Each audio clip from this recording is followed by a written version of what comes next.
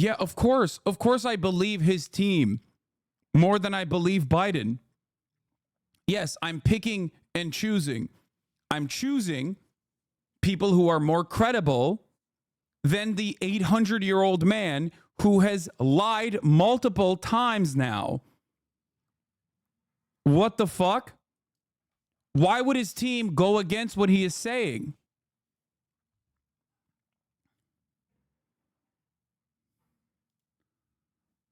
And this is not the first time this occurred. White House walks back Biden's claim he saw children beheaded by Hamas.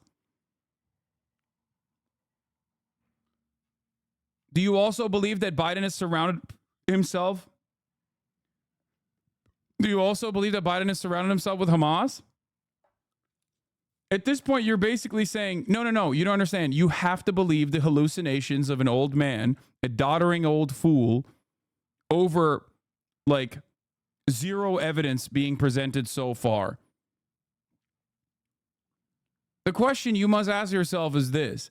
If Israel actually had this footage, would that not be plastered everywhere? Do you think that they do not have an interest in showcasing this footage over and over again?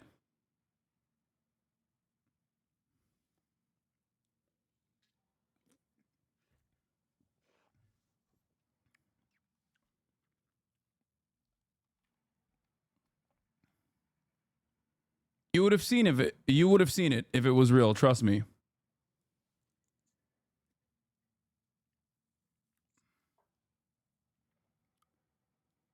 You haven't cared about this conflict long enough to know the history as to why Biden is so much better than Trump here? I'm kidding. Baited. Sorry. Oh, thanks, man. Good bait.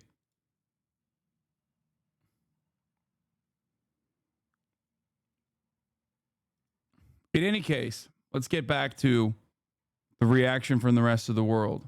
Ambassadors, at least from Dublin and from Oslo, and he'd already threatened that if Spain made the same move as Norway and Ireland, they would face consequences too. He says there'll be further consequences beyond just recalling the ambassadors. He said this is a distorted step which shows the world, bro? You gonna fucking treat them like Hamas? You gonna fucking blow them up? Is that what you're gonna do, bitch? That terrorism pays. We've had a response from Israel's finance minister as well, who is hinting that he will react to this by refusing to transfer any further funds to the Palestinian Authority, which represents Palestinians in the West Bank.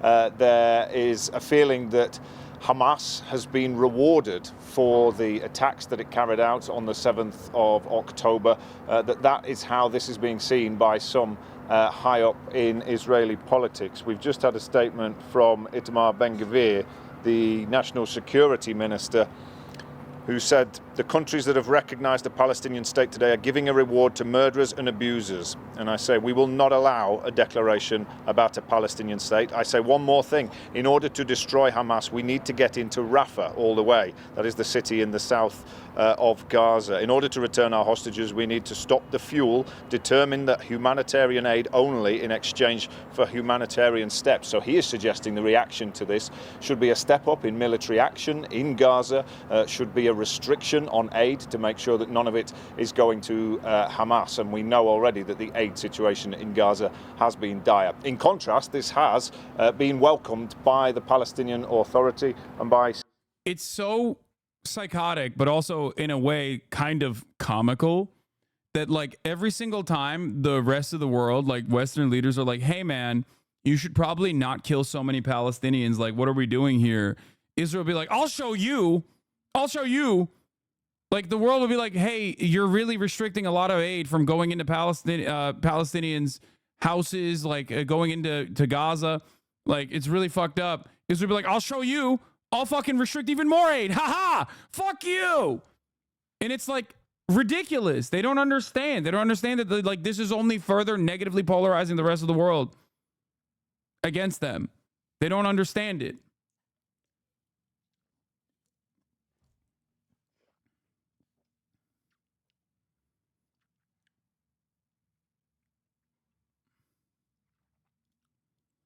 I get that we want to be careful given Israel spreading misinfo and its use of anything to push genocide, but it's sad to see first People just dismiss any non-first-hand account out of hand. First-hand accounts are always going to be rare for extreme sexual violence and extremists like this. It takes so much bravery to come out. There's other credible second-hand circumstantial evidence we should maybe handle with more care and empathy. I understand the instinct not to, but still, yeah, there needs to be more evidence conducted in order to make a proper assertion of what happened, especially as it pertains to sexual violence. I would like for us to be at a place where saying maybe there was some sexual violence doesn't make you a Zionist. I mean, I say that, and I don't think it makes me a Zionist. I say that as well. But if the conclusive evidence is coming from Zakah or the Israeli government or the Israeli police force claiming that they have a mountain of evidence. Because remember, the Israeli police force said they had a mountain of evidence.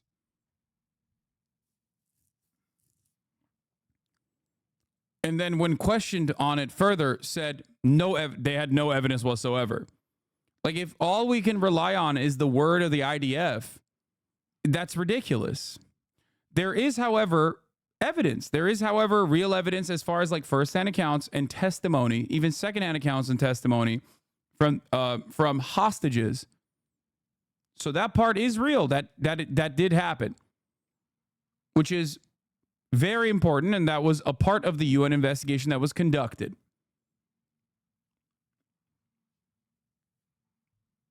I've never discounted that, just like I've never discounted the likelihood that sexual violence did occur on October 7 and after.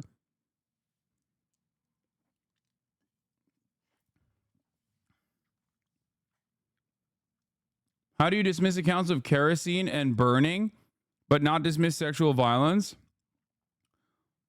What do you mean? Because one, there is no evidence whatsoever for one. It is completely and utterly made up. But there is a likelihood for the other, and also evidence as far as first-hand testimony from a hostage. The fuck? That's the difference.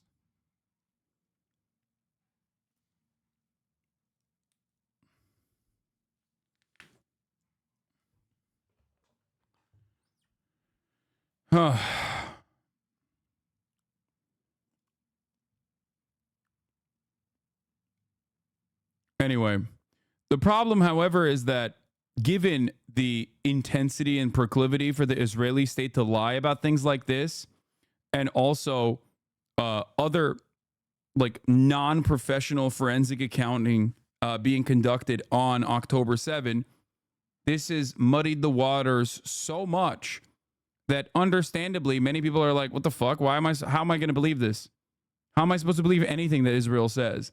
It's a perfectly valid fucking criticism to have against the state that has lied every single step of the fucking way.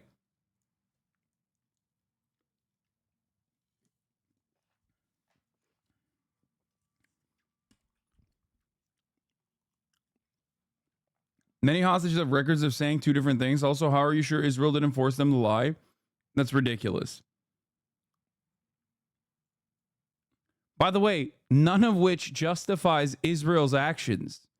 So it doesn't even matter. None of this justifies that Palestinians have a right to dignity, a right to emancipation, a right to live fucking free lives, free from this occupation. Doesn't matter. Doesn't matter if fucking rapes happen on October 7. Like, that doesn't change the dynamic for me even this much. So that's the other part of this problem that many people can't contend with. Like, the Palestinian resistance is not perfect. They're not like so good. They have magical bullets, and there's no criminal elements that could have conducted themselves very differently. Like, that doesn't change the dynamic for me at all. It's so fucking stupid to act like, no, they're perfect. They were perfect on October 7, and they were conducted themselves perfectly. But these kinds of stories delegitimize Palestinian resistance? No, it does not. What the fuck are you talking about? No, you think it delegitimizes Palestinian resistance. Okay? You think so. I don't. The fuck?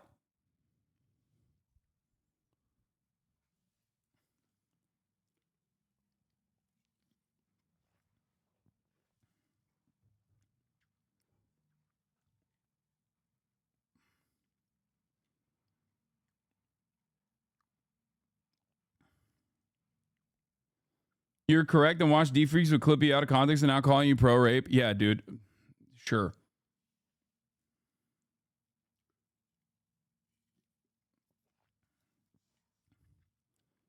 It is ridiculous.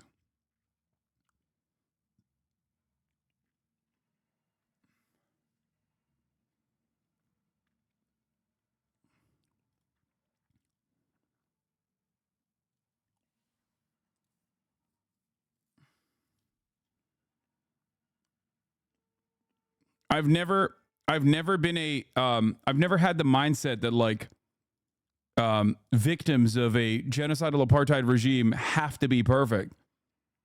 Although they have conducted themselves in perfectly peaceful ways, and we all know what happened in the Great March of Return. So the idea that like Palestinians haven't tried that is also silly. Okay.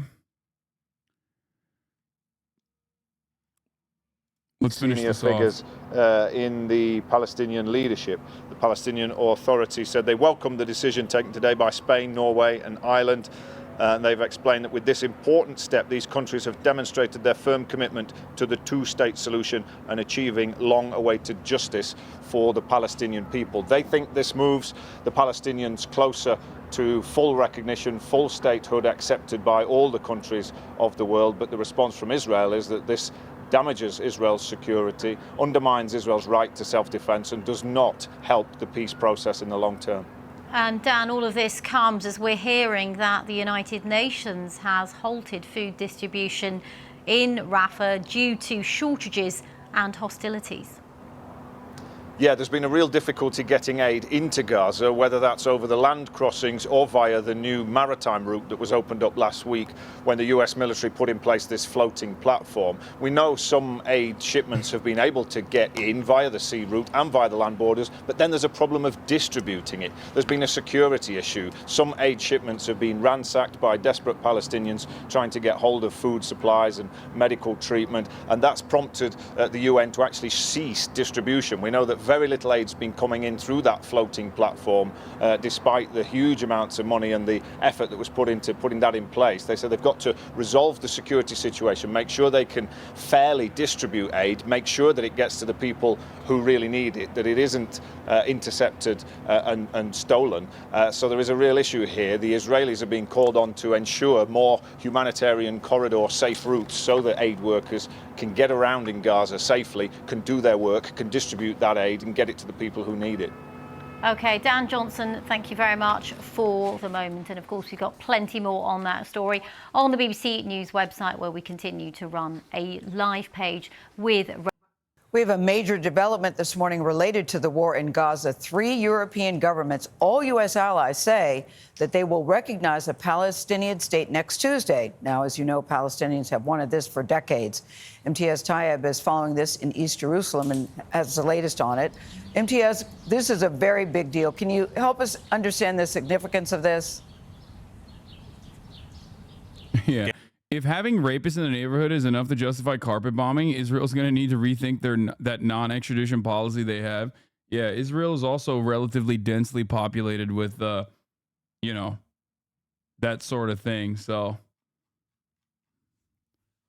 I don't know. I wouldn't be talking about this like Gail, this. it's an enormous deal for these 3 European countries to do so. And as you can imagine, Israel has reacted pretty furiously to the move by these countries and their decision to formally recognize a Palestinian state. So angry that it's ordered back its ambassadors to Norway and Ireland and has called the plan, and I'm quoting here, a distorted step. As the fighting in Gaza rages on, a warning now to our viewers, some of the images in this report are quite distressing. Today, Ireland, Norway and Spain are announcing that we recognise the state of Palestine. Ireland's Taoiseach Simon Harris made the announcement alongside the Spanish and Norwegian prime ministers. The move is both rare and significant. Wait, is this not good in terms of a one-state solution? Dude, recognizing Palestinian statehood is not a bad thing, okay? It doesn't mean that the conversation stops there. It just means that there's another vector of pressure. That's all this is, okay? If it wasn't significant, America wouldn't be trying to desperately veto it at the UN Security Council and then voting against it when the UN General Assembly votes for Palestinian statehood. That's it. That's it. That's all this is. Like, I am a one-stater myself because I see that there is only one state there, okay? It's an apartheid state. But having said that, any kind of sentiment expressed, any kind of real legal, real decisions being made in the direction of the recognition of Palestinian statehood is good. Significant. Only a handful of European countries already recognize a Palestinian state. And the three leaders said they hope others will follow as part of global pressure to push Israel to accept a political process that could end the fighting in Gaza. At the Kamal Adwan Hospital in the northern Jabalia refugee camp, 150 patients and medics had to run for their lives after the Israeli military carried out repeated strikes nearby. One intensive care patient was pushed through the ruined street still in his hospital bed. To the south, in Deir al-Balah, more violence and more death. A CBS News team was at the Al-Aqsa hospital after an Israeli strike killed at least 12, including small children and this infant, removed from his dead mother's womb, not even given the chance to breathe his first breath. The sharp increase in violence comes as Israel continues to widen its offensive in Rafah. A U.S. official has said Israeli leaders have, quote, addressed many of President Biden's concerns about a full-scale ground invasion of the southern city. But the White House has yet to signal support for a full-scale assault on Gaza's only relatively intact city. Now, despite the move this morning by Ireland, Norway, and Spain, most other European nations still believe recognition of a Palestinian state should only come as part of a long-term negotiated two-state solution to the conflict, a position also held by the U.S. Nate. MTS Taib in East Jerusalem, thank you. What is your response to the ICC seeking an arrest warrant for you?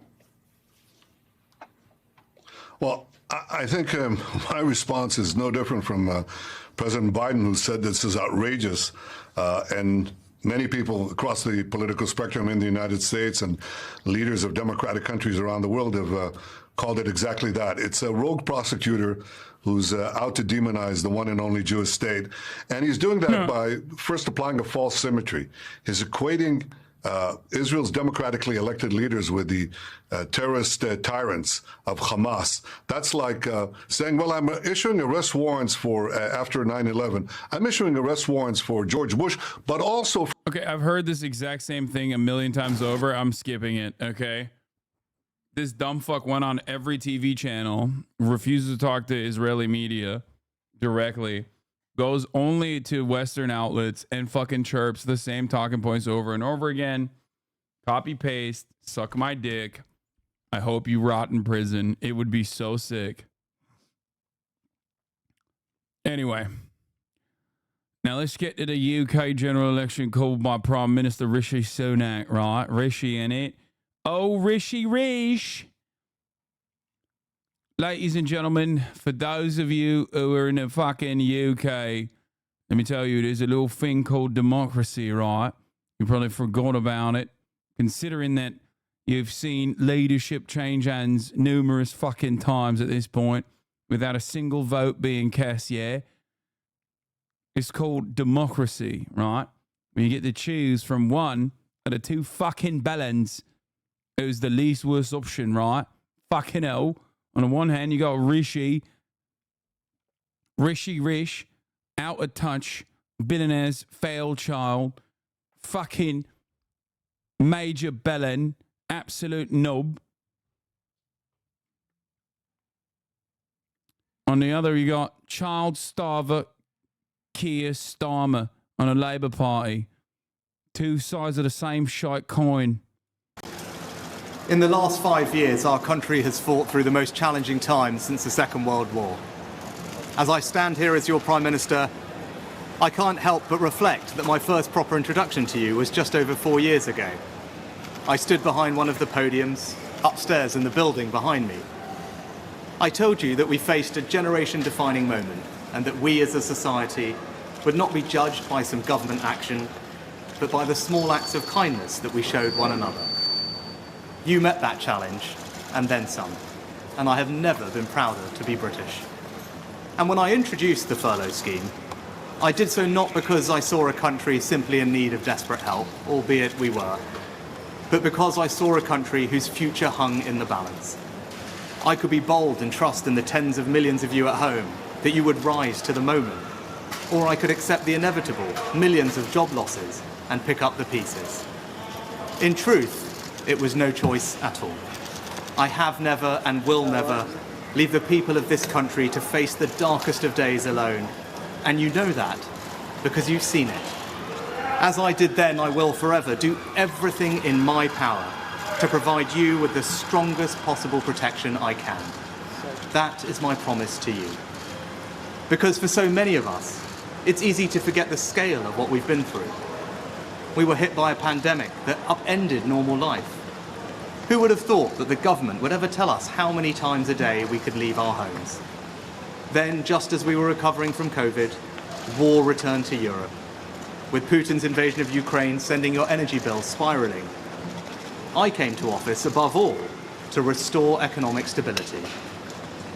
Economic stability is the bedrock of any future success, whether that is rising wages and good jobs, investment in our public services, or the defence of the country. And because of our collective sacrifice and your hard work, we have reached 2 major milestones in delivering that stability, showing that when we work together, anything is possible.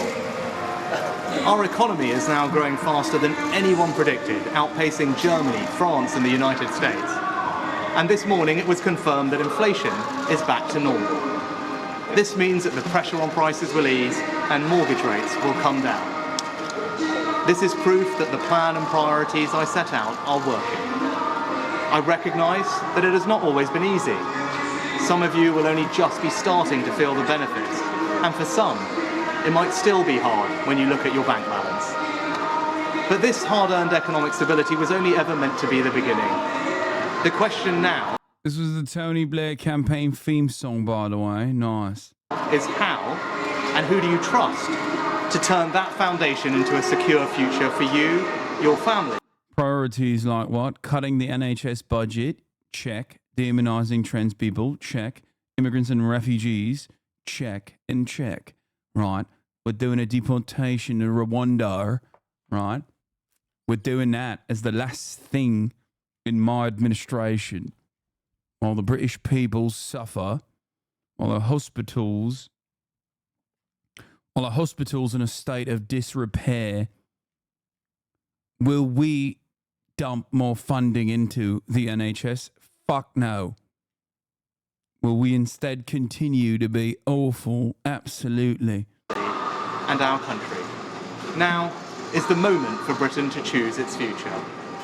To decide whether we want to build on the progress we have made or risk going back to school. Don't you love the fucking river being filled to the brim with shite? That's what you deserve, England. Your beautiful river filled to the brim with E. coli. Because we've privatised the fucking water. That's right. Fucking hell. I love living in England where the river is covered in shite. Fucking hell. I love swimming in shite and eating jelly fucking eels coming out of the shite river. It's the best, innit?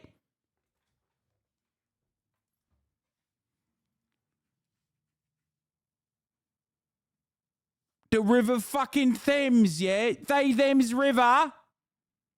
Filled to the brim with fucking shite water. Square one, I love with it. no plan and no certainty. Earlier today, I spoke with His Majesty the King to request the dissolution of Parliament. The King has granted this request, and we will have a general election on the 4th of July. Okay, dude, I have to fucking hand it to you, okay? You made an entire new fucking account, and I read it, and I have to recognize it. I read it. I didn't want to skip debate, specifically because you made an entire fucking new Twitter account called Spectator Index, specifically to say Twitch streamer Hassan Piker makes a stunning claim on his Twitch live stream earlier today. When announcing for just $5, you can avoid the top of the hour ad break.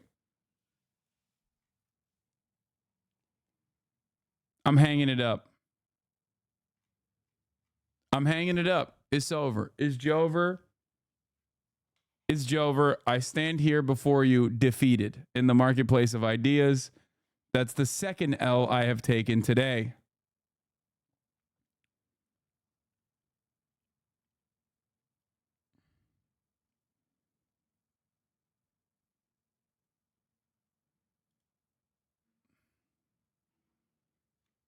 It's also between the grace period. Calm like a Tom. Thank you for the 10 gifted subs, allowing 10 people to no longer see the ads at the top of the hour. Why I left the left? Yeah.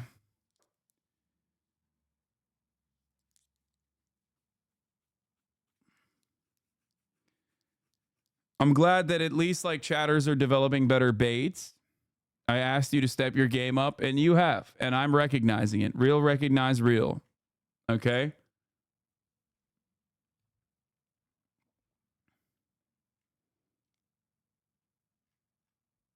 Spectator Index. Here's the 3-minute ad break now.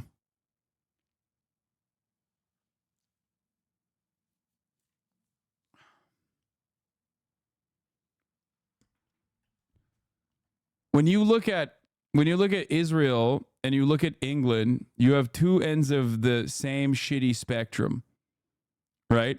On the one hand, you have Israel that has like a shit ton of elections, and all of them produce awful results. Oftentimes, the same fucking coalition of like further right individuals coming into power. And in England, you have no elections. Regardless, leadership changes, and it's still a fucking right-wing dipshit. It's great. It's wonderful. It almost feels like the through line here is that Western-facing liberal capitalist nations just keep doing the same thing over and over again, regardless of how leadership changes. Says the American law, come on, brother. I know this in my heart. That's why I always say congratulations to the UK for, having the most American Democrat-Republican Party style circumstance right now with Keir Starmer. It's a very sad story for the Labour Party here, as they've basically adopted the most American attitude, where you have Tories and you have the Labour Party that is also the same exact bullshit now. Keir Starmer is also going after austerity, regardless of what he claims. And in certain instances, he's literally also claiming austerity as well. Trying to outdo the Tories on being right-wing. It's great.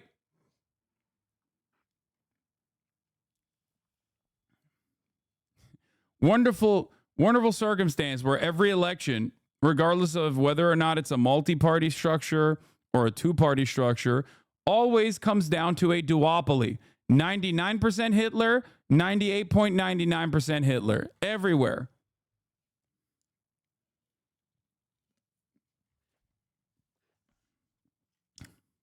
In a pub called The Exchange, just off Morecambe's Parliament Street, we watched and listened to him.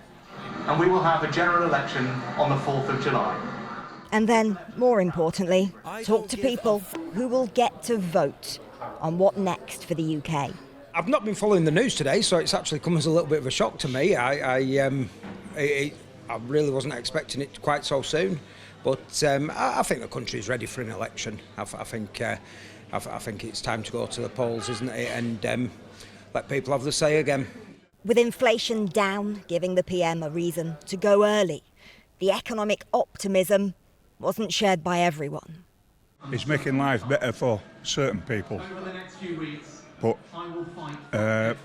the thing they want to progress on is the immigration, because the immigration is what's happening in this country, and it's costing this country a lot more. July the 4th. Yep. What do you think? Independence Day? I don't know. Why has he chosen July the 4th? I don't know how these things operate. But the sooner the better as far as I'm concerned. Yeah, dude, that's right. So cucked. So cucked. What are we, a bunch of fucking Americans, yeah? What do you mean, July 4th? What we fucking doing? Independence Day? Well, that seems a little bit weird. Why? Because deporting one person to Rwanda will cost the UK $215,000? No way. No fucking way. Really? No way. That is such a specific number. I mean, I'm sure it's a very costly process, but wait, hold up. Oh my God. Oh my God. UK estimates the cost of deporting each asylum seeker to Rwanda will be £169,000. Oh.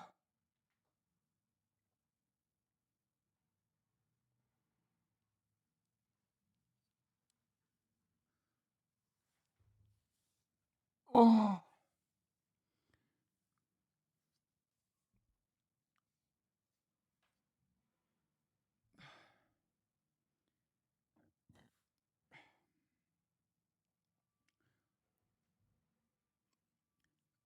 That's brilliant, mate. It's fucking brilliant, mate. It's brilliant. I love it. I love it. I love it. No money for the fucking NHS though, yeah?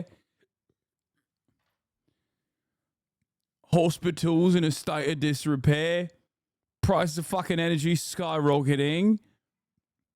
The river is filled to the fucking brim with shite. And we're out here doing what? Using our fucking money wisely. No fucking thank you. All right? Absolutely mental, innit? Absolutely fucking mental.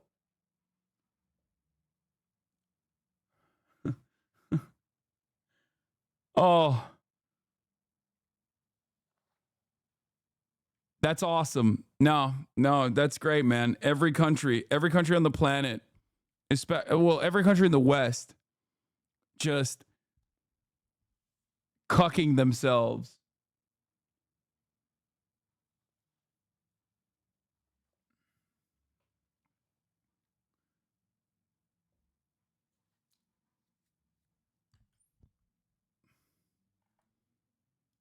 There was a John Oliver bid on this. Even popular in spite of the right-wing anti-immigrant sentiment. This plan, I cannot stress this enough, is not even popular. Like, people literally are like, this is fucking straight fascist. Like, you got Tories criticizing this. So I just want to point that out really quickly. Like, he's just kind of doing this as a last-ditch effort, I guess, in a way to, permanently fuck up the situation. Are these people even from Rwanda? No, they're not. No, they're not. No, they're just setting up processing facilities in Rwanda.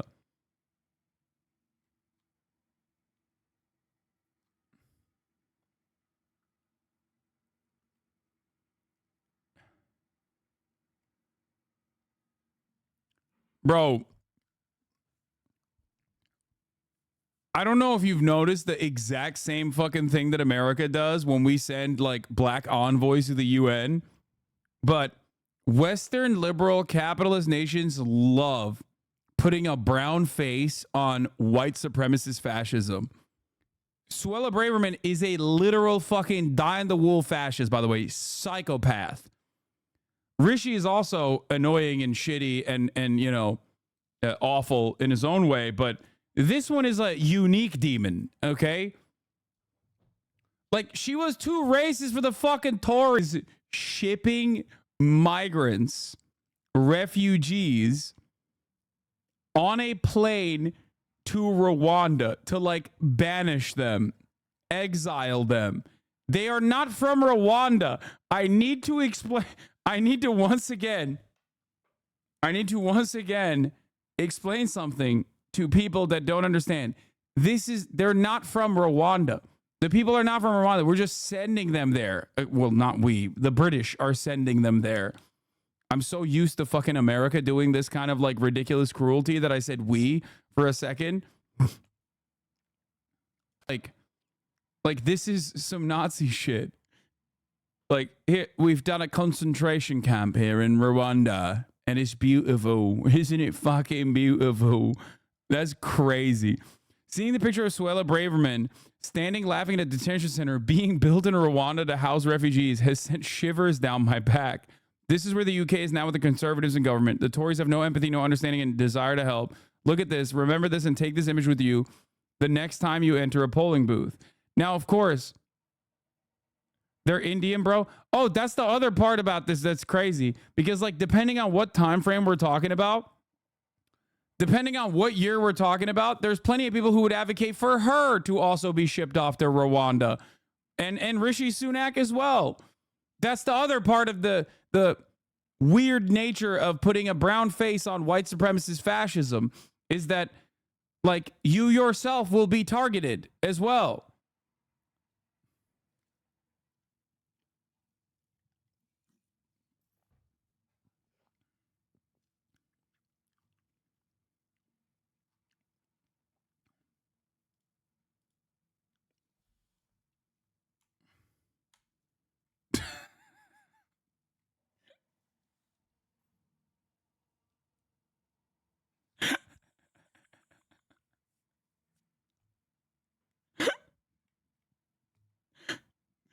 Oh God, politics is so busted, dude. It's so stupid.